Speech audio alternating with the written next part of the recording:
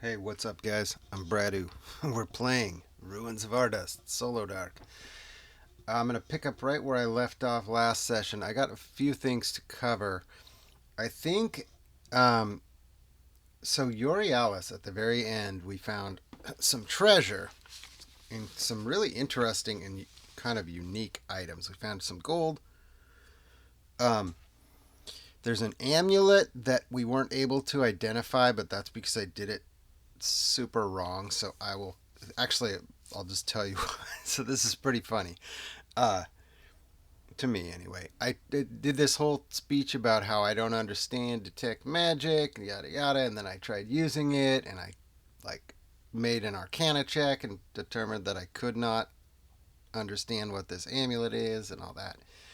Well, it turns out all I had to do was read the spell. The spell is super awesome. I think this is a really clever way to do detect magic. So it's a focus spell, which I've never used a focus spell. I think that may be one of the reasons I overlooked it. So if I do detect magic successfully, I can, stuff glows so that I can tell it's magic. If I focus on it and do it again, I can tell the nature of things. So essentially, the nature of the magic item. So essentially, it's like if you can focus on it and do it two in a row, you get identify. Um, so that makes a lot of sense. I really like that. So I'll go for that later because I'm not. So we will be able to determine what that amulet is at some point. But the spider queen lady, what was her name? Xanax or something. She told us what the Zatax. That was close. She told us what the spider robe is. Robe of spiders. So here's what happens. And then there was a weird stone dagger. So I'm going to have Fumble Fizz take the weird stone dagger. And it doesn't say what it is, it just says weird stone dagger worth 30 gold pieces. But there's a big section in this book about what weird stone is. And it basically is a magical gem. Weird stone is a solidified magic commonly found in shards or crystals, similar in appearance to amethyst. Um, so I'm going to treat it as a +0 dagger. So a magic dagger that doesn't have a bonus to hit. It's only worth 30 gold pieces. And I'm also going to treat it sort of like an obsidian dagger, which means it's kind of brittle. I think on a nat 1, maybe I'll give it a 50% chance of breaking. In which case, it would still have value as weird stone, which can be used for the magic property, but it would no longer function as a dagger. So that's one thing. I gave the weird stone dagger to Fumble Fizz. But Euryalus is going to put on this spider robe. And the robe of spiders. And this is what I'm going to do. So here's Euryalus, right? And I talked about this mini. I never quite loved it for him, but for a shaman. But I'm gonna say he puts on the robe, and they're gonna have to shave shave his head, shave his mustache. He's like, who's got the razor? And he puts on this black spider robe. He's still got a spear. I found this mini, which is clearly like a more of a magic user type, but it fits. So he's got like he powers up, right? Like he looks like a total badass all of a sudden. He's got black ravens following him and potentially black spiders as well. He's got a spear. So he's got an obsidian dagger, an obsidian knife. So he's got a black. It's just awesome. The whole thing is thematically awesome. And he's an astronomer, so he worships the black night sky. He's not evil, but everything else is like, is to me is awesome. And on that note, he also came up with 10 XP, so he would level up. Now, generally speaking, I would say you got to get back to town and rest to level up and all that jazz. But this is a defining moment for his character, this robe. To me, this is a level up. Like, it's like a makeover, right? He puts on the robe, cuts off his hair and turns awesome. Whoa. And let's look at the robe of spiders, and then I'll do the level up. So robe of spiders says this, and I'm gonna change a few things just because I'll talk through it. Robe of spiders says benefit: spiders are not initially hostile to you. I like that. I'm gonna keep it. You can charm a spider-like being once per day. Charisma 15 plus, or become an ally for 1d10 rounds. Sentient creatures are hostile afterwards. So as I understand it, that means once per day, and probably once per day I get a success, not necessarily a try.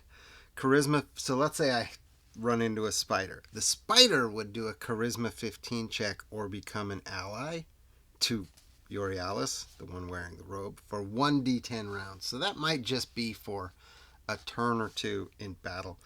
I'm going to switch that all around. And then sentient creatures are hostile afterwards. That too. So the way this reads, just like this, it's kind of like, okay, we fight a bunch of spiders. They start attacking. They don't attack Euryalus. He tries to charm one of them. Let's say he's successful. And then I roll a couple rounds or whatever, however long. Then I've got one spider fighting on my side, maybe. But usually spiders are all together. It's very seldom you see spiders in like a mixed group. And then once that wears off, so let's say I rolled a 1.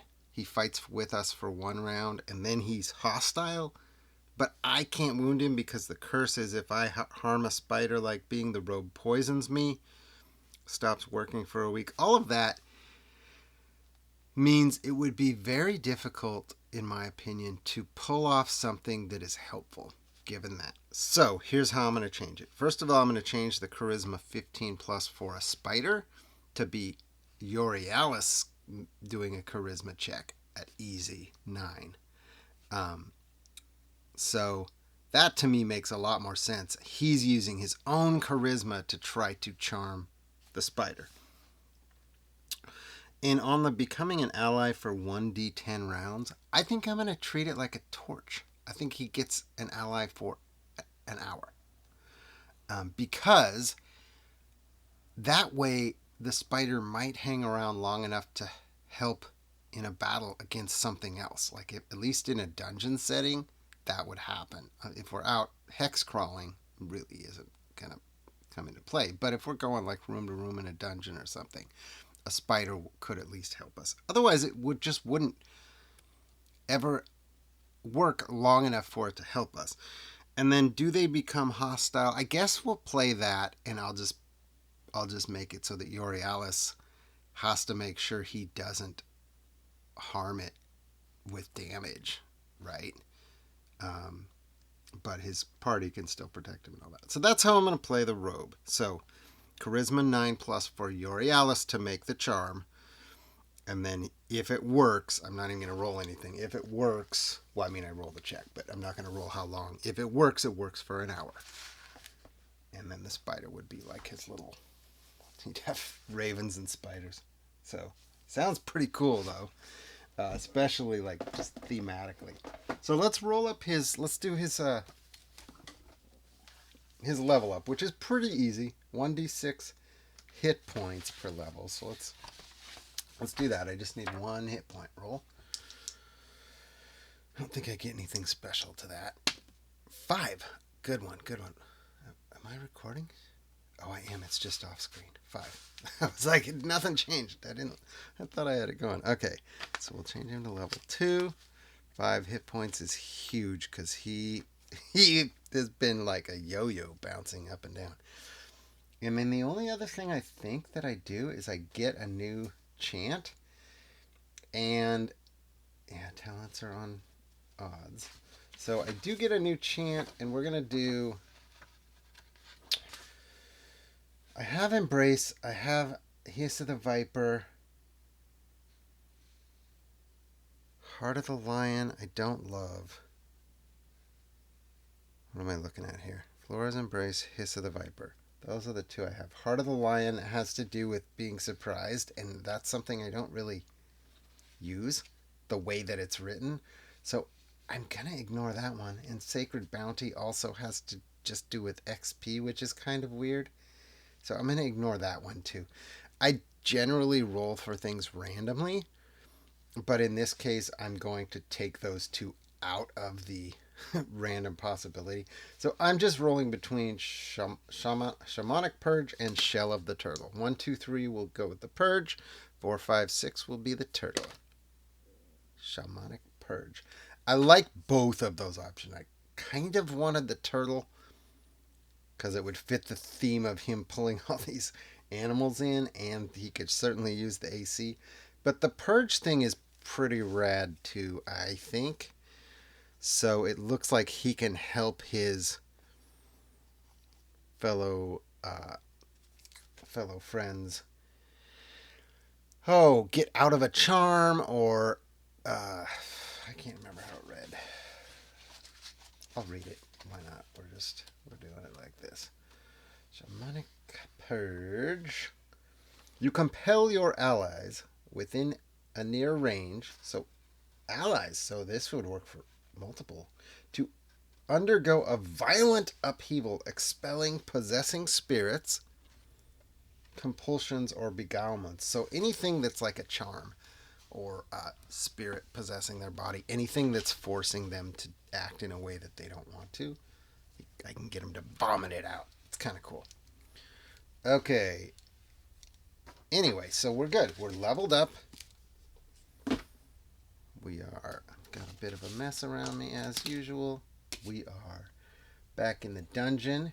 I've got a new and improved Euryalus with his 2 ravens. 2 bat. I've got them as bats. Maybe they should be bats, man. That's almost cooler for what he is now. Nah, I was looking for Raven minis. They just almost don't exist. There's one Pathfinder Raven mini that's like $30 for a thing that looks about like this. Yeah, so I think I'll skip that one. Maybe it wasn't $30, but okay. So where are we? We are in the Temple of the Weaver, and we had looked at this area. We just released Zatax the Shroud Spider, and we didn't fight her, so thank goodness. She would have smoked us. She buggers off, and what do we have to look at now? We are going to go to the west now.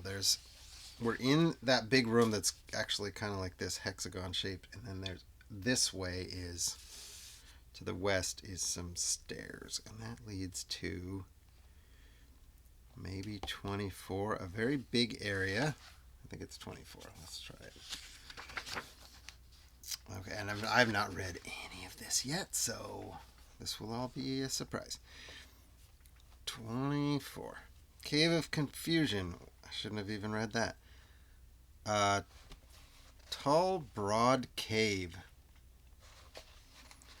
The walls are very reflective.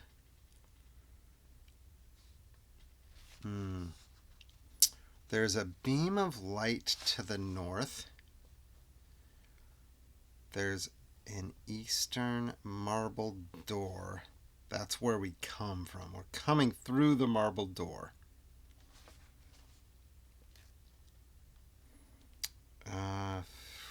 Let's see. Oh, I got to start a torch timer. I think I had a torch going. I can't remember, of course. But let's just start a new torch. We'll go... What did I do last time? 20 to 40? I think I did 20 to 40 minutes. I think that's probably good. For solo. Hide time and play. There it goes. We're off. Got a torch. I forgot to set some ominous music, but I don't know if that really worked or added much anyway.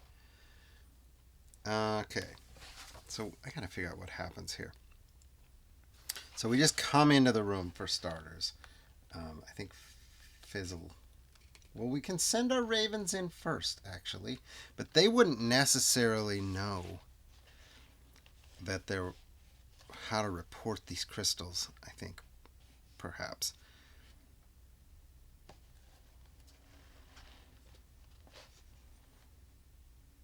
Okay, we're going to just play this out like we have this. So it says crystals. So the crystals all over the wall, right? The walls are studded with reflective glassine nodules that are crystals. If illuminated by light, wisdom 12 plus to all who can see. So I'm just going to make them all roll wisdom checks, I think. I think that's what we'll do. Not those, but Cosby, wisdom check.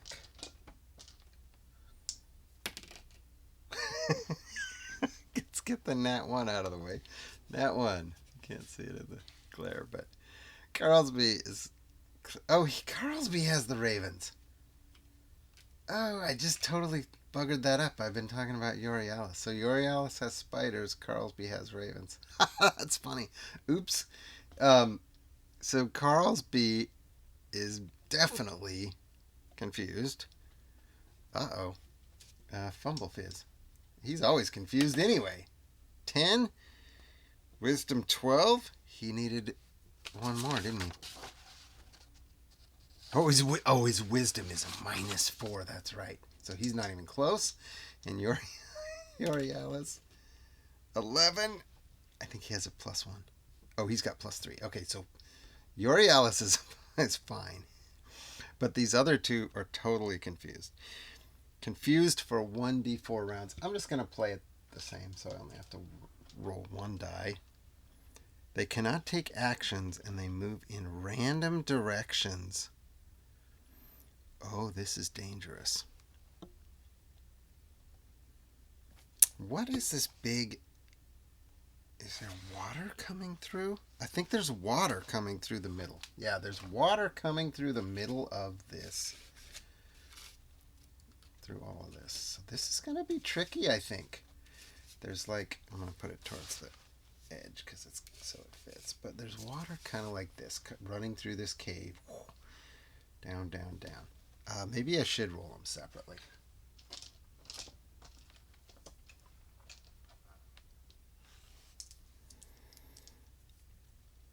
Okay.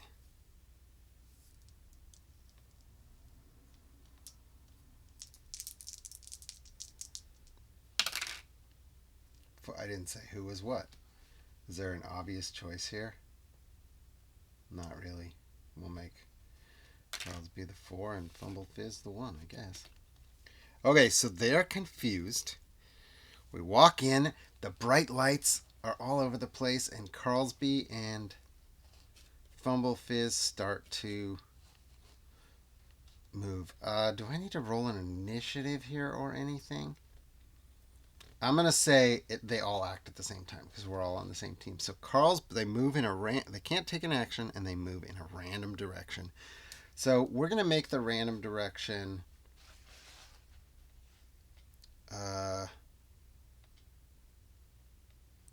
Should I do 8 directions or 4?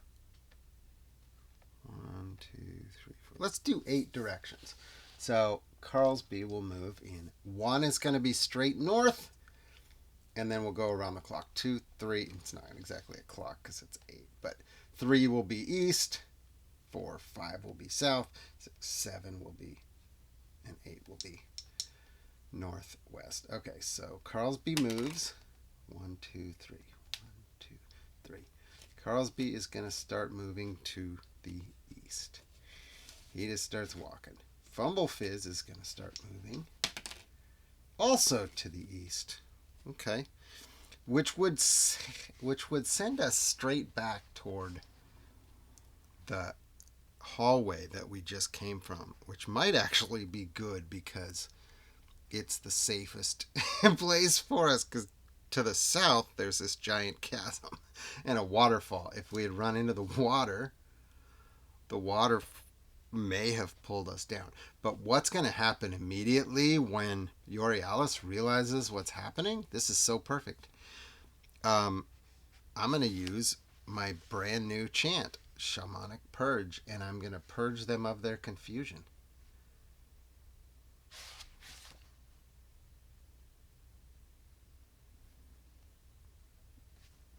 So here we go. I need a chant. It's a level 1 chant. I think I only need to get to a 10, and I have a +3, so I need a 7. God dang it. And if I don't keep it, then I lose it, right? Let's luck token it. I hate to waste my luck token right away, but I got it. Okay. The reason I did that is because with Fumble Fizz having, or one of them, Carlsby had 4 rounds of confusion. This was my way to keep them safe. So he is able to chant and sing and pull their focus back into him instead of being confused. And my first, it's too bad I had a luck token it, but my first use of that chant is ultimately successful. I will say, let's make a random encounter check, because I've had very few random encounter checks in this dungeon, and I got to kind of remember to keep those happening. So on a 1, 5, we're good there. Okay, so nothing else happens, right? We can go to the north. Let's do that. Let's go to the north, where it did help tell us there's a faint beam of light distant to the north. So let's check out that beam of light before we worry about the other things that are here. So we will head to the north with Carlsby leading the way. Carlsby, send in your ravens so we can get a better look. That allows me to at least kind of read. 25 says, a single beam of sunlight shines down from a hole far above. So we could try to climb. Precarious exit is what it's called. So this is one way to maybe exit if we needed to.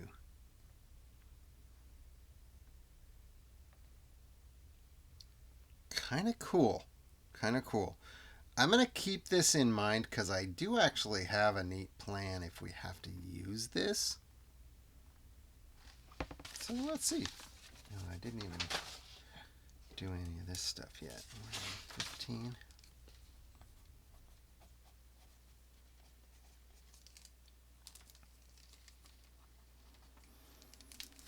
Good.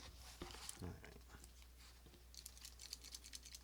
Need a new pencil, evidently.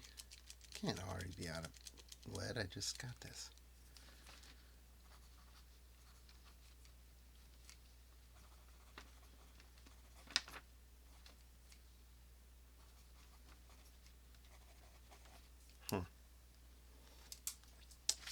Okay.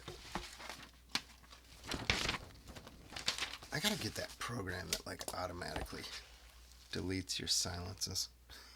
So I don't have to pause every time I do something like that. Precarious exit. Now we're going to go 26, which is to the west, I believe. Yeah, let's check that out. So we've got to get across this river. It doesn't say anything about the river being a huge problem.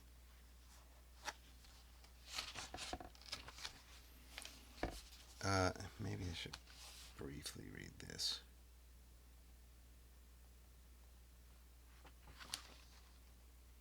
No, it doesn't really say.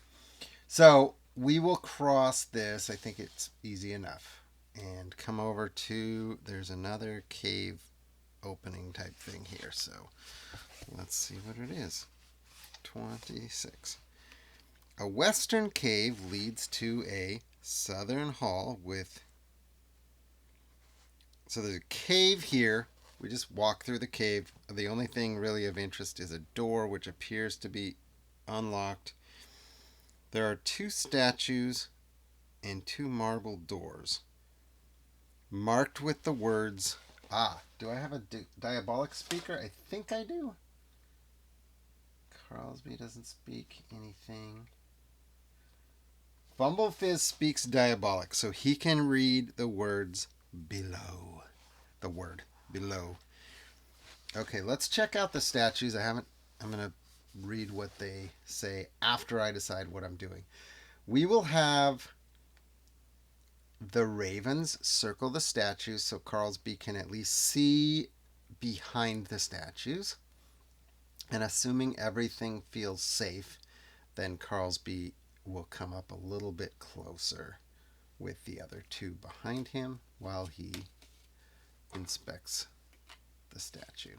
So, ravens will fly around and will inspect the statue. Each statue portrays a young woman's upper body and head, but with arachnid thorax and legs. Okay. Let me come take a look at this too. Statues' heads have 8 humanoid eyes placed like spiders' eyes. Religious folk know. Do I have any religious folk? Not really. The Aurealis has a little bit of religious. Carlsby, I did put deity as Opus, which is the spider one, right? So I'm going to say that he at least has a chance here. Religious folk know this is blasphemy of Opus the Weaver and some spider demon. So I don't think anything actually happens, but he is going to shun this and just say, we don't want anything to do with this. This is blasphemy. That's not Opus. We can go below. Let's go over here down to the bottom of the waterfall. So essentially here, there's a big chasm and there's a bridge. I'm going to have the ravens fly down and see what they can see while we keep a safe distance. I don't think we need or want to cross this bridge because we got around here, right? We've already been to where the other side of the bridge was. So there's no reason for us to go super near this unless there's anything of interest that the ravens hopefully see. And there might be. Chasm and waterfall. The chasm drops 50 feet into a churning pool of dark, silty water. There is a waterfall on the west side, and it is crossed by a damp, crumbling stone bridge. So we're not going to cross the bridge, but here we go. We've now uncovered all of this, so I can go ahead and show the map. This is the below that we just found. Here's the chasm, so we're right here. There's a bridge here. We came in here. Over here's where we got the treasure with the spider robe and everything. So we're sending the ravens down into the chasm to see what's here while we stand here about where that 24 is.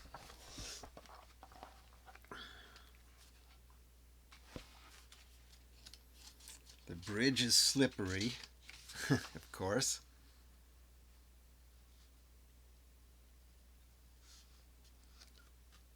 Ooh. This is tricky. Okay, there is something down here. Would we be able to see it? The water is deep. And it said it was pretty murky.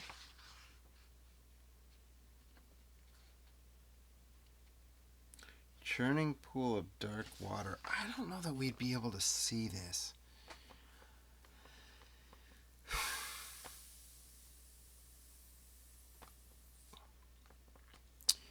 I guess I should make some sort of check to decide this because I think the ravens would come down here and see that. I don't think they'd be able to see that there is treasure at the bottom of this pool.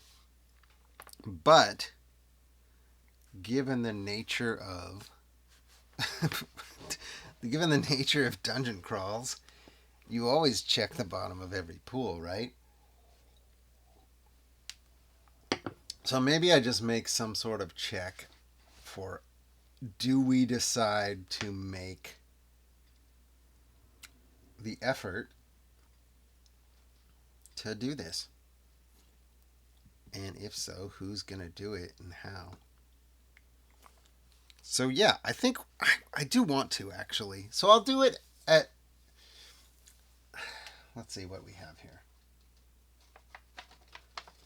Fumble Fizz is not. I don't think Fumble Fizz is into it. But I think the other two are possibilities. So, I'm going to say, does Carlsby want to try it? So high is yes is just a oracle check. Yes, Carlsby wants to try it. So Carlsby will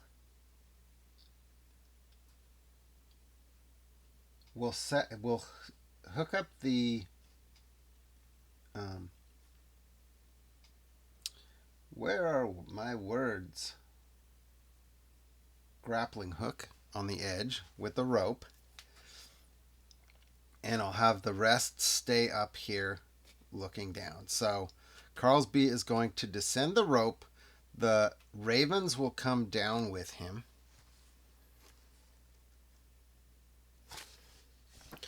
And does he even have to make a check here? How long is our rope? Well, I have 2 ropes, I think. Yes, I do have 2 ropes. So if I had to, I could tie the ropes together to make it long enough.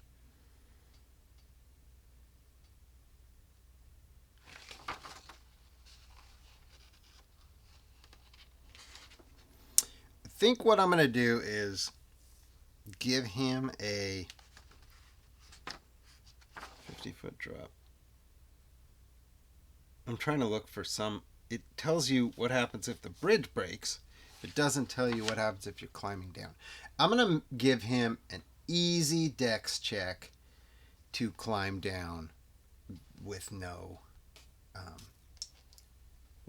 to climb down the rope. That makes sense, right? Easy. I almost feel like it should be easy at advantage because he should make this, but just in case. Okay, 16. Easily got it. I'm out of focus again. I'd love to figure out how to work that. There we go. There's my 16. Okay, so he climbs down, and he's gonna go down. Do I have a pole or something? Longsword. Nobody carries a pole. Should I have taken Fizz's staff? I don't know. So he's just gonna swim down. It's 20 feet deep.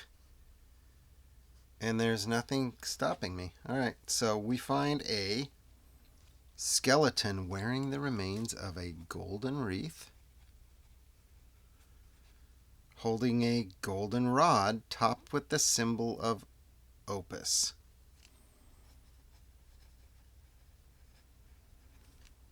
That's cool. And they are worth 50 gold pieces for the wreath and 40 gold pieces. So good treasure. So I'm going to give an XP for each of those. No magic or anything, but that's okay. I'm going to climb back up. Do I climb out? Dex 12 plus. Climbing out of the thing is Dex 12 plus. I'm either going to make it advantage or easy. We'll make it advantage because he can climb out using the rope. Oh no. Oh, whew. 19, 5. So he climbs back up. We're fine. I did waste a lot of time on my torch there. Other than that, we're good. So I think we've cleared everything, right? 23, 26. Did I read 27 yet? I don't know if I read 27. I did. Stairs below. I think that's where we are. Is there anything we need to do before we go down the stairs? I maybe have Carlsby wounded. I can't quite tell. I got to remember to check my board here. I use a little dry erase board, and I have Carl's be having 4 hit points down, which would be give him 9 total. I'll assume he's wounded, but that's okay. We're gonna go down the stairs, 2nd level. Okay, torch still going, at least for now. And where does it go to? 28? Yep, 28. A small room with 8 thin columns covered in webs. To the east are 2 stone doors. There are murals. If we clear away the webs, which we will do with the torch nice and slowly, uncovers painted murals depicting an 8-armed woman extending one arm and touching a black spider. Let's write that. 8-armed woman touching black spider.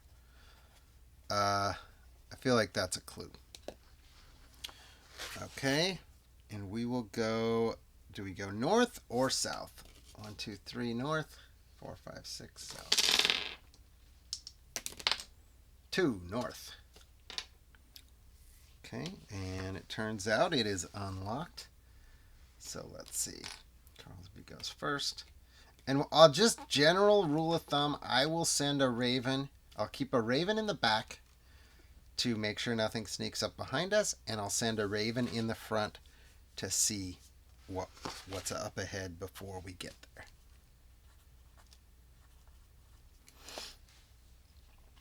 Okay. Central hallway is a big long hall. Hallway stretches to the north, west, and east. There's a stone. Wait a minute. North, a stone door blocks the way, which I cannot seem to see on the map. Is it covered by the number? Ooh.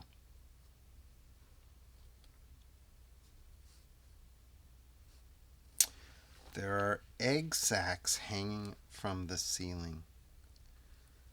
It doesn't look like there's any interest to them. It's more of a thematic thing. It could cause a minor... Well, let's do this. Do we disturb the egg sacs? Yes or no? No. Good. A yes would have caused a minor thing. I probably would have rolled a random encounter check. So, 29...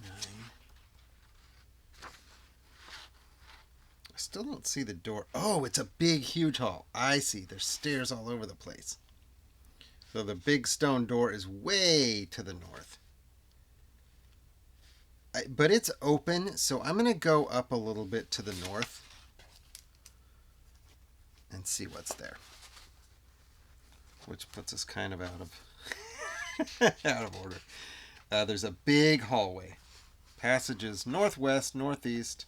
The northern stone door. So now we're at the stone door. Okay. There's a northern stone door, but we check it and it is locked. And is marked with diabolic and celestial sigils. And I speak both, I think both of those. Fumblefizz speaks diabolic. Oh, not celestial. So he does speak diabolic. Shrine of the One True World Weaver.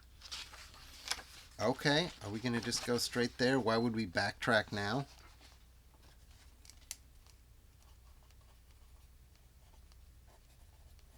So we will try the door.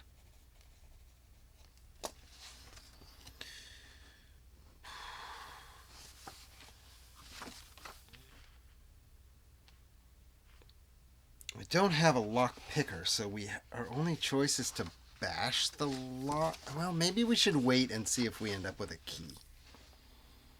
Does that make sense? As just said, we don't need to wait.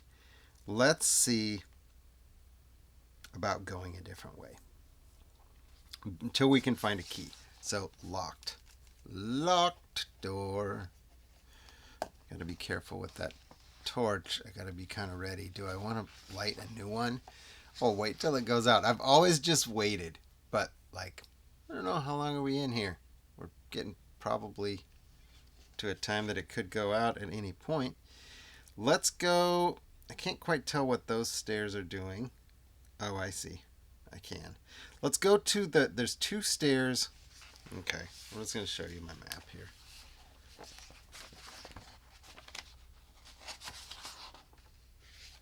Looks like this. And we don't have a map, but we came in here.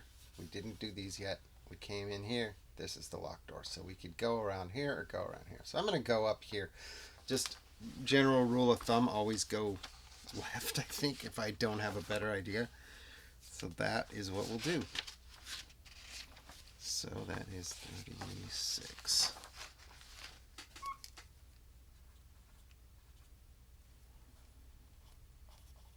Okay. The stairs down, which I think is before we get there, are cluttered with shattered barrels and boxes inside the chamber. So it doesn't say that it's locked or anything. So we will go in. I'll listen into the door. I think I had Carlsby being a listener before. 8 probably won't tell us anything. Inside the chamber, 3 open doors lead to small storage rooms. In the center of the room, standing completely still, is a guard.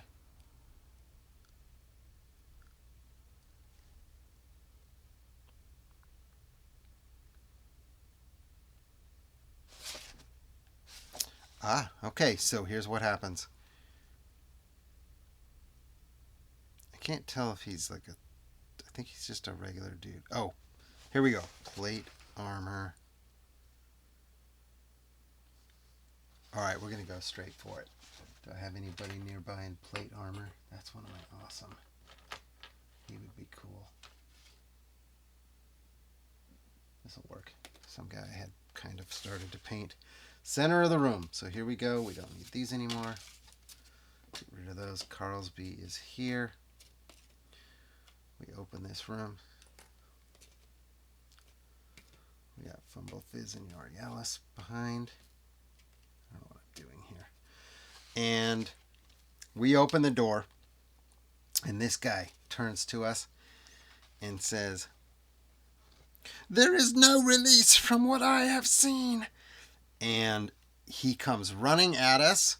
And he has basically a spear, but it's like a makeshift spear. And it's on. We're going to roll initiative. He charges right at us. We're the blue, he's the red. 11 for him, 9 for us. Dex may come into play. Nope, he's got a +2 Dex. So he's going to beat us. So he charges straight at Carlsby and is going to swing. Dressed in the plate armor of Opus's holy retinue. He seems like he has gone mad. And holy shit, he is no joke. All right.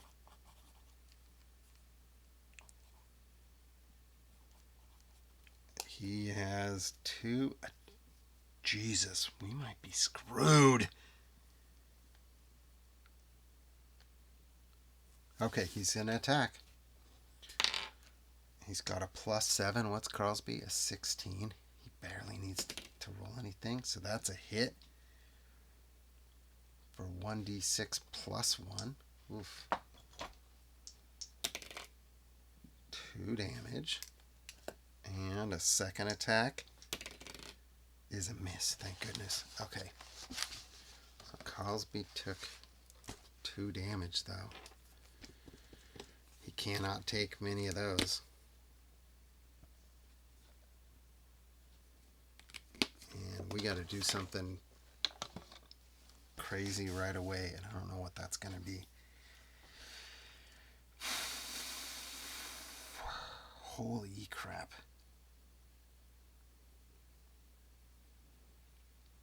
I certainly wouldn't know.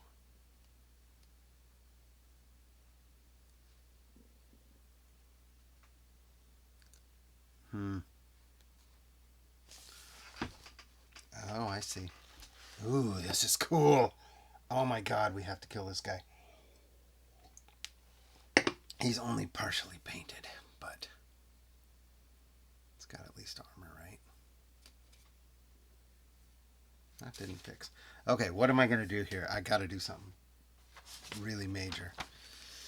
Carlsby is going to attack. Euryalus is going to do...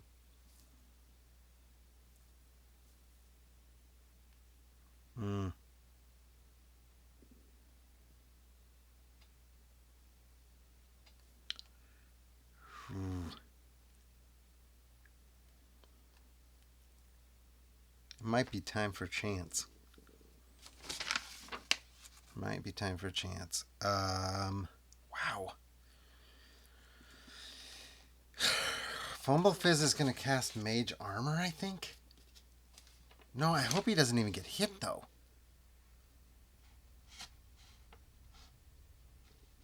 I'm going to cast Magic Missile. No, I'm not going to do him first. I am going to do Euryalus first, and I'm going to try Hiss of the Viper. Enemies within 15 feet need to make a morale check.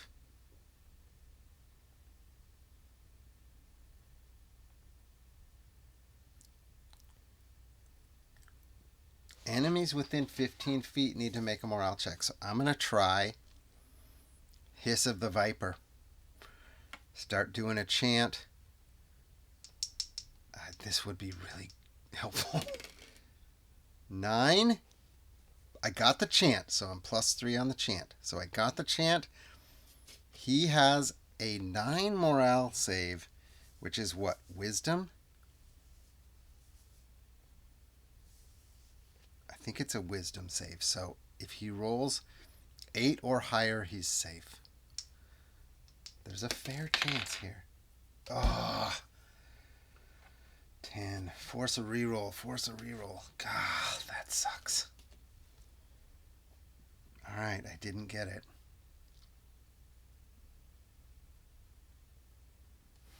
Carlsby doesn't have anything special he can do, really, can he?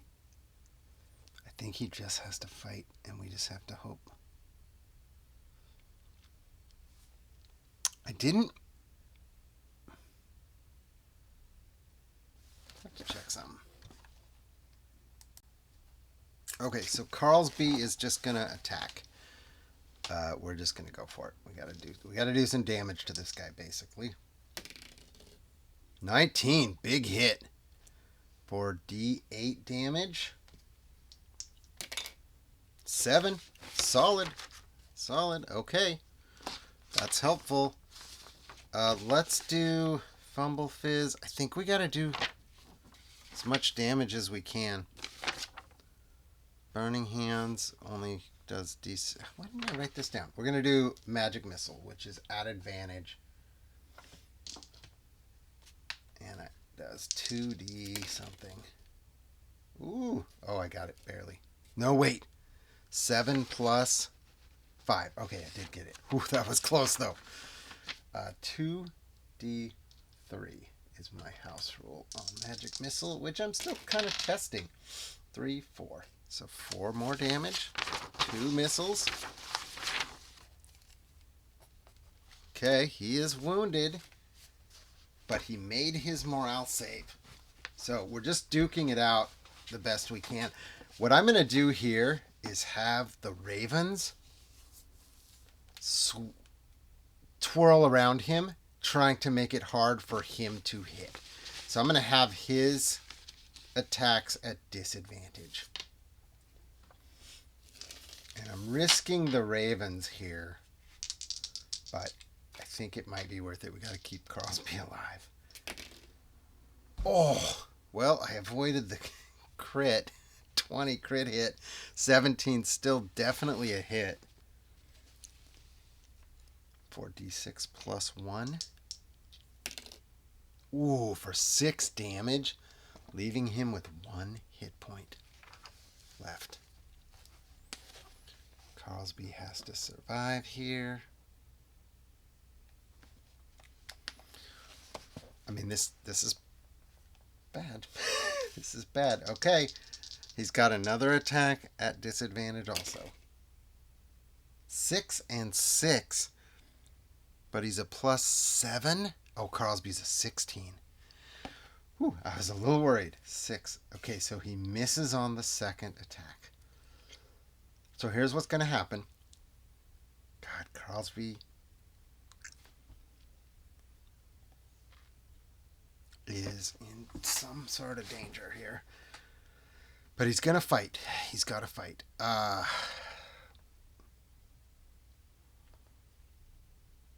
I'm going to attack with Crosby. I'm not going to allow advantage because I'm using the Ravens specifically to give disadvantage. But I'm going to attack with Crosby. Actually, let's do him first. Let's do Euryalus first. I'm going to do the same thing. I'm going to do the same chant. Hiss of the Viper. Force a morale check if I can. Nat 20. What does that mean? Automatic? Should that be he automatically has to fail his morale check? Should it be it doubles a should it be that he rolls it at disadvantage, or should it be an 18 check instead of a 9? I feel like it should be automatic, but I don't want to do that. So maybe the best middle ground is that it's a regular roll, but at an 18 check. So his morale check is at an 18. Ah, God, is it automatic? It's a nat 20, man. Yeah, a nat 20, it's automatic. He makes him quit. So he's been hit. For what it's worth, I was going to have Crosby go invisible. But then our other guys would be screwed. He's going to... Oh, the lights are about to go out. Fumblefizz looks at his torch and it's about to go out. He starts lighting a new torch. So we'll take care of that. Because it is our turn. But on a failed morale check, he falls to his knees and begs for a sweet return to Opus's light. I think that means he wants us to kill him. Sweet return to Opus's light? Falls to his knees. Yeah, maybe he just wants us to kill him. Okay, so I lit a new torch, so that's fine. He's got a key. I don't think he wants to live.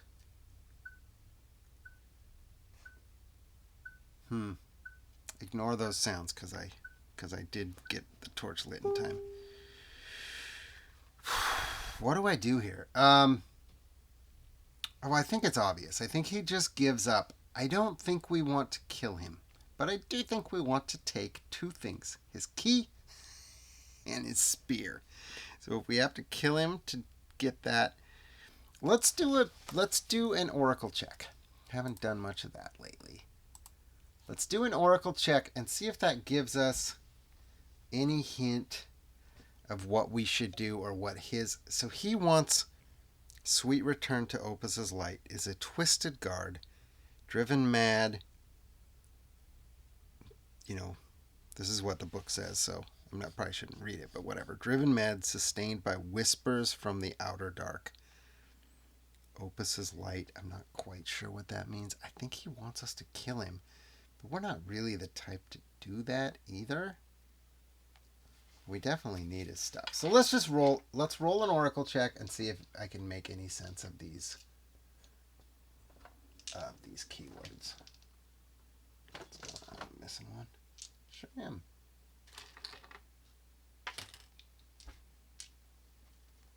Nope, this. Here we go. Okay.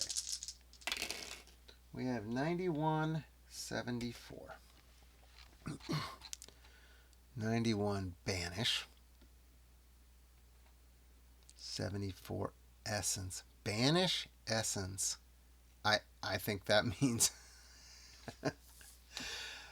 oh, I think that means he doesn't want to live on this plane anymore. We're going to banish his earthly essence. Uh, Carlsby, go ahead, grant him. Grant him his wish. Carlsby will do him in. Um, but we'll, like, bless him. You know what I mean? Like, we're not killing him out of hate or anger. We're killing him to free him to where he wants to go. So, Otto, back to the Dark Realm with you. Come on, focus. And, gosh darn it. I can't. Do I need a new webcam? Is that the deal? He has plate mail, too. Can I take plate mail? And a shield? Okay, so he has a key. We're taking the key. So that's why I didn't bash the door, in case that would cause a problem. I kind of assumed there might be a key somewhere. He has plate mail. We'll have to tackle that. Can I take the plate mail? Is it really plate mail? I might call it a heavy metal. Alcohol said heavy metal, heavy armor. But here's what we really want. The spear. Ooh. I'm going to do detect magic.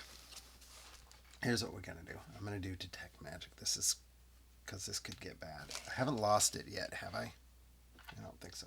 Let's do detect magic. 4, so I lose detect magic anyway.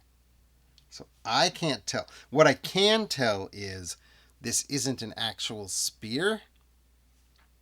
It is a spider leg that's like super sharp and spiky. Spined, jagged tipped spear made from a spider's leg. And I guess the question is, Fumblefizz is trying to test it for whatever. Do I leave it here or do I take it? He can't tell if it's magic even because I failed detect magic. I have a feeling something's not good is going to happen if I take this. But I also feel like we maybe would do that. So let's do it. It's a spear. Euryalus is a spear master, right? Maybe not a spear master, but he uses a spear. This is his weapon of choice. So Euryalus is going to take it and pick it up.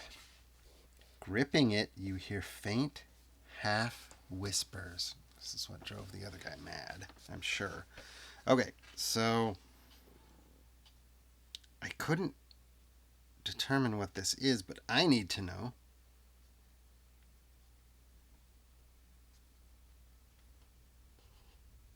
Oh boy.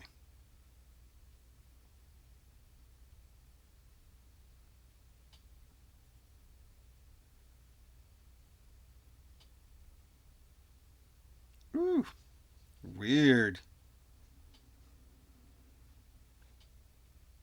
It's going to be tricky to play, but fun, interesting, maybe?